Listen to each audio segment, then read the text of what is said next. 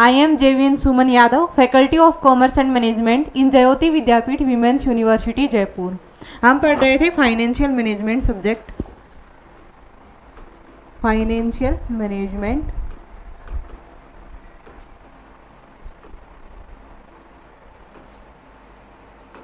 इसमें हमने last lecture में कैपिटल स्ट्रक्चर का pattern, optimum capital structure and उसके बाद देखा था कि कंस्ट्रेंट्स क्या क्या है कैपिटल स्ट्रक्चर में। तो हमारा इसके बाद नेक्स्ट टॉपिक है that is capital structure theories. Capital structure theories. अब फाइनेंस में क्या है कि कॉस्ट ऑफ कैपिटल और वैल्यू ऑफ फर्म को लेके दो ओपिनियन हैं। कुछ ये मानते हैं कि जो कैपिटल स्ट्रक्चर है वो वैल्यू ऑफ फर्म को इम्पैक्ट नहीं करता है। कुछ ये मानते हैं, जो अदर पॉइंट है वो ये है कि जो कैपिटल स्ट्रक्चर है वो वैल्यू ऑफ फर्म को इम्पैक्ट करता है। तो इसके लिए हमारे पास इनका दो कैटेगरी में सेग्रीगेशन है। One is relevant theories and other is irrelevant theories. Irrelevant theories. अब ये रेलिवेंट थ्योरीज एंड इररेलिवेंट थ्योरीज क्या हैं? सबसे पहले मैं आपको बता दूं कि जो रेलिवेंट थ्योरीज है, देखो नाम से ही क्लियर हो रहा है कि रेलिवेंट। तो रेलिवेंट थ्योरीज है ये मानती है कि जो कैपिटल स्ट्रक्चर है हमारा वो वैल्यूएशन ऑफ फर्म के लिए रेलिवेंट है। इट मीन्स क्या है कि जो कैपिटल स्ट्रक्चर है उसके कारण हमारी वैल्यू ऑफ फर्म पे इम्पैक्ट पड़ेगा। उसका जो भी पैटर्न होगा वो वैल्यू ऑफ फर्म को हमेशा कुछ ना कुछ चेंज करेगा उसमें। तो ये ऐसा मानती हैं कि कैपिटल स्ट्रक्चर रेलिवेंट है वैल्यू ऑफ फर्म के लिए। तो इसमें हमारे पास दो थ्योरीज आती हैं। एक होती है नेट इनकम अप्रोच थ्योरी, हम नेट इनकम अप्रोच बोल देते हैं, and second is traditional approach. Traditional approach theory. Now irrelevant में भी सेम हमारे पास इधर दो हैं। एक है net operating income approach, net operating income approach, और जो सेकंड है वो है मोदिग्लियानी मिलर अप्रोच। मोदिग्लियानी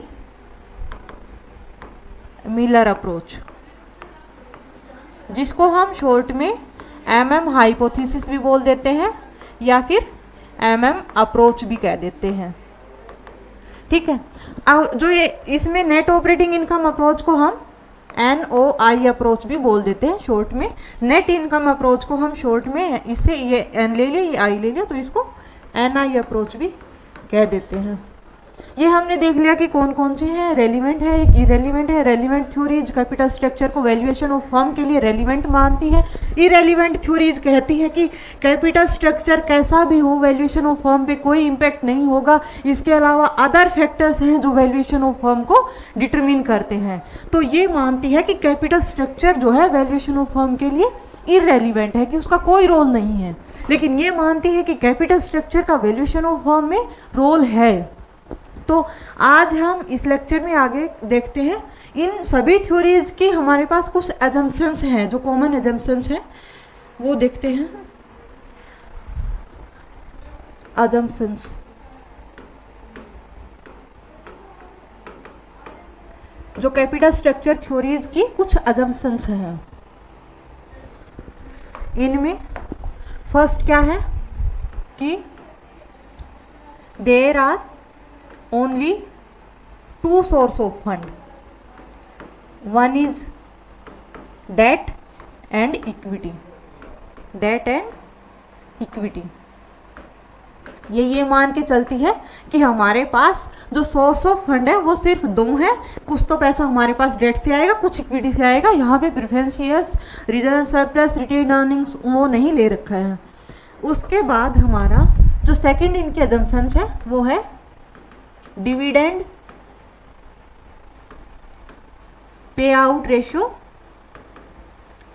इज 100%। इसका मतलब क्या है? इसका मतलब ये है कि जो डिविडेंड पे आउट रेशियो है वो 100% है। इट मीन्स जो हमें प्रॉफिट होगा वो सारा का सारा एज ए डिविडेंड डिस्ट्रीब्यूट कर दिया जाएगा, हम रिटेन्ड अर्निंग कुछ नहीं रखेंगे।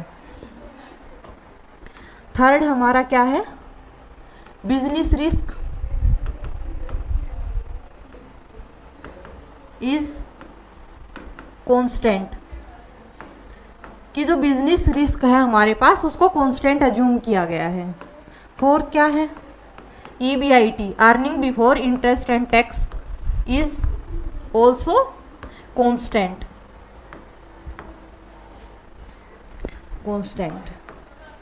And fifth is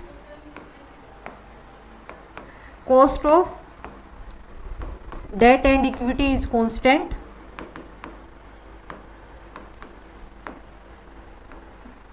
And the last is firm has perpetual life.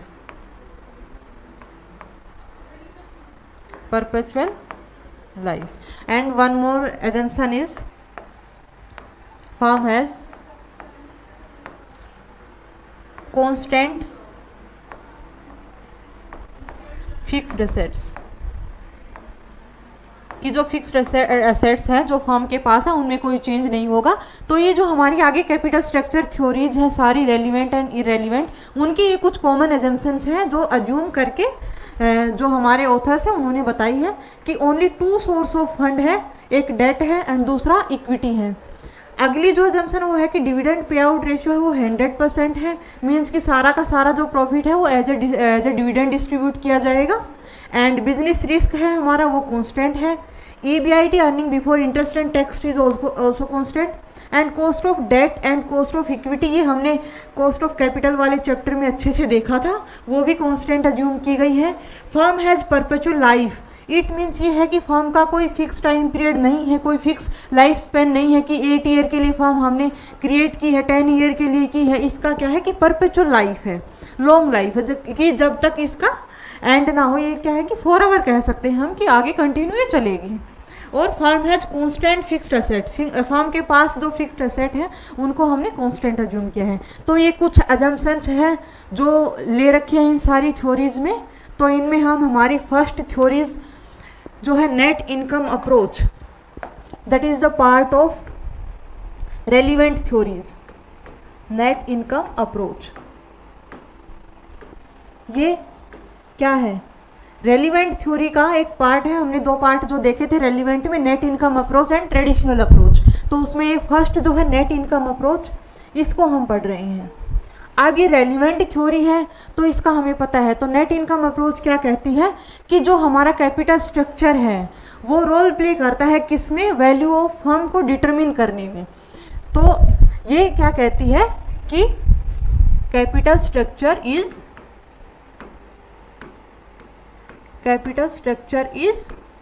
relevant for valuation of firm।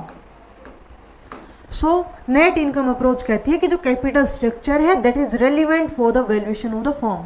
अब इसकी हमारे पास कुछ अजम्पशंस हैं जो इस पर्टिकुलर अप्रोच की हैं।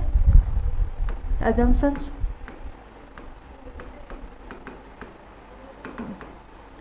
फर्स्ट क्या है यहाँ पे? Cost of equity and cost of debt is constant. Second क्या है? Cost of equity is greater than cost of debt. Third क्या है, देर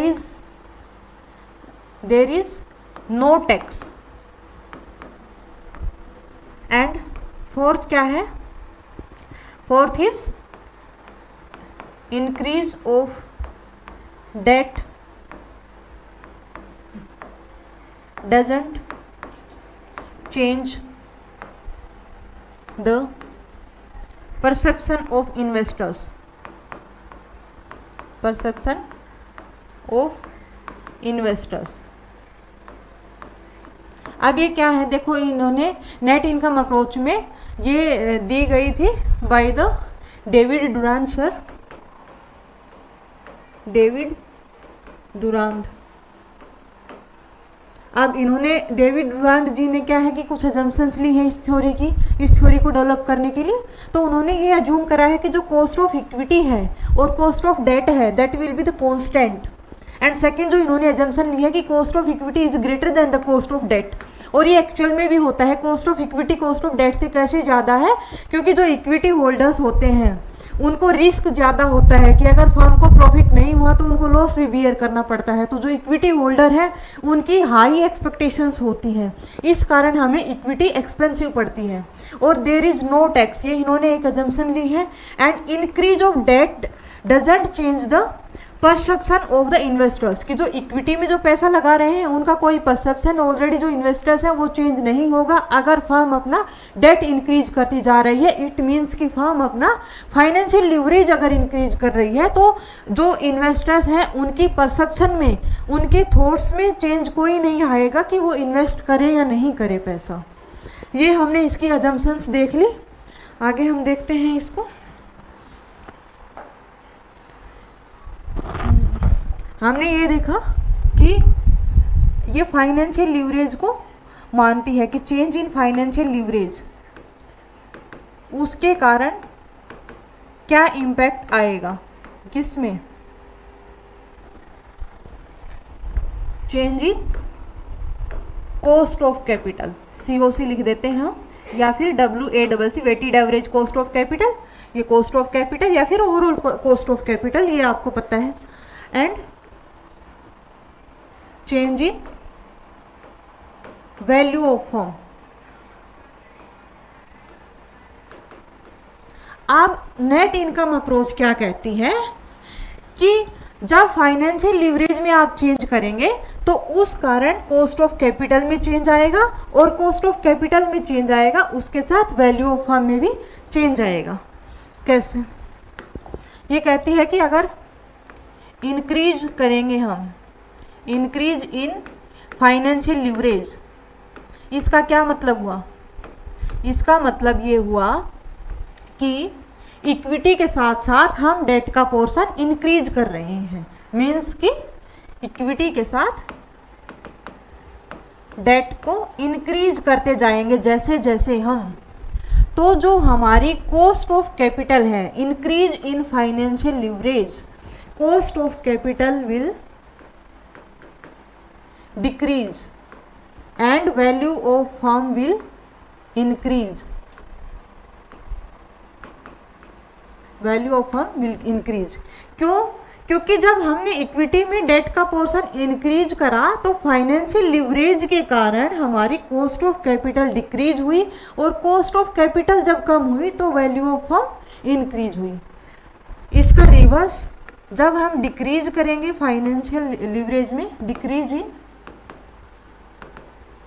फाइनेंशियल लिवरेज मीन्स कि हमने डेट को विड्रॉल करना शुरू कर दिया, डेट को हमने कम करना शुरू कर दिया जो हमारे पास था कैपिटल स्ट्रक्चर में, तो उस कारण हमारी कॉस्ट ऑफ कैपिटल डिक्रीज होगी and value of firm, cost of capital हमारी इंक्रीज होगी, क्योंकि हमें डेट के कारण जो फाइनेंशियल लिवरेज का जो बेनिफिट मिल रहा था वो नहीं मिल पाएगा। इस कारण हमारी कॉस्ट ऑफ कैपिटल इंक्रीज होगी और वैल्यू ऑफ फर्म है वो डिक्रीज हो जाएगी, वैल्यू ऑफ फर्म डिक्रीज।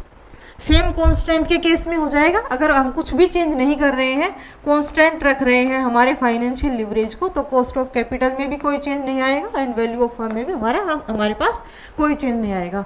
तो ये है नेट इनकम अप्रोच के अकॉर्डिंग कि हम जब इक्विटी के साथ डेट का पोर्शन जब इंक्रीज करते हैं तो ड्यू टू फाइनेंशियल लिवरेज हमारी कॉस्ट ऑफ कैपिटल डिक्रीज होती है एंड सिमिलर पैटर्न में due to decrease the cost of capital हमारी वैल्यू ऑफ फर्म इंक्रीज होती है। इसका रिवर्स है कि जब हम डिक्रीज करेंगे फाइनेंशियल लिवरेज, इट मीन्स कि हमें लिवरेज का बेनिफिट नहीं ले पा रहे हैं, तो हमारी कॉस्ट ऑफ कैपिटल है वो डिक्रीज हो जाएगी और वैल्यू ऑफ फर्म हमारी इंक्रीज हो जाएगी। अब इसको हम एक ग्राफ के थ्रू देखते हैं।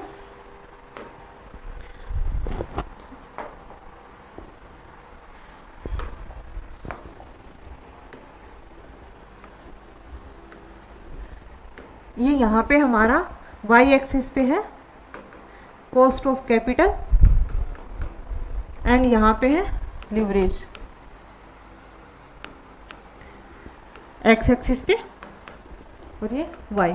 हमने अजम्पशंस में क्या लिया था कि हमारा कॉस्ट ऑफ डेट है वो भी कांस्टेंट है एंड कॉस्ट ऑफ इक्विटी है that is also constant, but cost of equity is greater than cost of debt. तो यहाँ पे ऊपर क्या आ जाएगा, कॉस्ट ऑफ इक्विटी, और ये क्या आ जाएगा, कॉस्ट ऑफ डेट। और जो वेटेड एवरेज कॉस्ट है वो हमारी टोटल, जब हम इक्विटी में डेट का पोर्शन जब इंक्रीज करते जाएंगे तो जो हमारी ओवरऑल कॉस्ट ऑफ कैपिटल है वो डिक्रीज होगी, जिस कारण हमारी वैल्यू ऑफ फर्म है वो इंक्रीज होगी। ये हमारा वैल्यू ऑफ फर्म का ग्राफ है, वैल्यू ऑफ फर्म। ठीक है, तो हमें ज़्यादा प्रॉफिट कहाँ पे होगा, हमारा एक ऑप्टिमम लेवल कहाँ आएगा, जहाँ पे हमारी ओवरऑल कॉस्ट ऑफ कैपिटल ये मिनिमम हो और वैल्यू ऑफ फर्म जहाँ पे हमारी मैक्सिमम हो। उसके बाद वैल्यू ऑफ फर्म फिर डिक्लाइन करना शुरू कर जाएगी अगर एक लेवल से ज़्यादा हम रेट को बढ़ाएंगे। तो ये यहाँ तक नेट इनकम अप्रोच सिर्फ कहती है, इसके आगे नहीं बढ़ पाई। आगे हम दूसरी अदर जो थ्योरी है उसमें देखेंगे। तो यहाँ तक है कि ये इसका मैक्सिमम पॉइंट है वैल्यू ऑफ फर्म का। तो ये जब मैक्सिमम है value of firm and WECC weighted average cost of capital जब मिनिमम है, तो उस टाइम क्या होगा हमारा, वो एक ऑप्टिमम लेवल होगा। ऑप्टिमम क्या होगा, जब value of firm is maximum and cost of capital is minimum. तो इस पॉइंट पे हमारे ये weighted average cost of capital minimum है और वहाँ पे ये इस पॉइंट पे वैल्यू ऑफ फर्म मैक्सिमम है, वो हमारा एक ऑप्टिमम पॉइंट होगा। और वैल्यू ऑफ फर्म को कैसे निकालना ये हमने लास्ट लेक्चर में भी देखा है, अभी भी मैं आपको एक बार फिर से बता देती हूँ कि EBIT upon cost of capital, या फिर अगर हमारे पास ओनली दो ही सोर्स ऑफ फंड है, KD एंड KE मीन्स की कॉस्ट ऑफ इक्विटी दे रखा है और कॉस्ट ऑफ डेट दे रखा है, तो हम वैल्यू ऑफ फर्म को जो निकालेंगे तो हम एक जो सेकंड जो तरीका है वो क्या होगा, कॉस्ट ऑफ डेट में क्या आता है, interest upon KD cost of debt, plus जो इक्विटी की क्या होती है, earnings upon cost of equity. तो ये क्या आ जाएगा, ये वैल्यू ऑफ इक्विटी हो जाएगा, ये वैल्यू ऑफ डेट हो जाएगा। जब हम इन दोनों को ऐड कर देंगे तो हमारे पास क्या आ जाएगा, पूरा वैल्यू ऑफ फर्म। ये ठीक है, क्योंकि हम ये वैल्यू ऑफ फर्म निकाल रहे हैं। और कॉस्ट ऑफ कैपिटल क्या होगा, कॉस्ट ऑफ कैपिटल जो हम पिछले लेक्चर्स में भी काफ़ी देख चुके हैं इसको, तो कॉस्ट ऑफ कैपिटल को तो जो KD जैसे कि कॉस्ट दे रखी है कॉस्ट ऑफ डेट की, तो उसको हम इसके वेट्स जो असाइन करे गए हैं उससे मल्टीप्लाई कर देंगे। और कॉस्ट ऑफ इक्विटी की निकालेंगे तो KE और इसके जो वेट्स हैं उसको मल्टीप्लाई कर देंगे। तो weighted average cost of capital या फिर ओवरऑल कॉस्ट ऑफ कैपिटल जो है वो हम इस तरीके से कैलकुलेट कर लेंगे। ठीक है, तो ये हमने देखा net income approach, that is the part of relevant theories. आगे हम इसी लेक्चर को कंटिन्यू करेंगे। नेक्स्ट जो हमारी है रेलिवेंट थ्योरी का ही पार्ट है, दैट इज़ ट्रेडिशनल अप्रोच। तो आज के लिए इतना ही। इसमें अगर आपको कोई भी कन्फ्यूजन हो तो आप कमेंट बॉक्स में पूछ सकते हैं। Thank you.